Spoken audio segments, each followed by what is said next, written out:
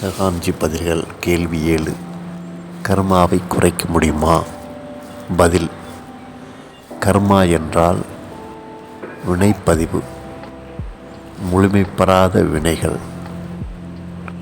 இவைகள்தான் உங்களுடைய ஜனன மரண சக்கரத்தை சொல்ல வைக்கின்றன. மற்ற ஆன்மாக்களுக்கு உதவும்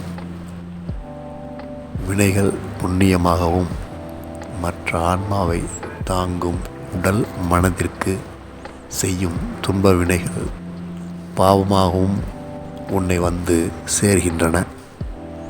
மனிதனின் விழிப்புணர்வற்ற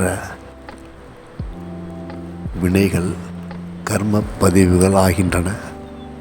இந்த கர்மா என்ற மந்த புத்தியின் தாக்கத்தை குறைக்க நீ தியானித்து விழிப்புணர்வை அதிகப்படுத்திக் கொள்ள வேண்டும். பழி உணர்வை தவிர்த்து மன்னிக்கும் மனப்பான்மையை வளர்த்து கொள்ள வேண்டும். அன்பு, கருணை, தியானத்தன்மையுடன் நீ செயல்பட வேண்டும்.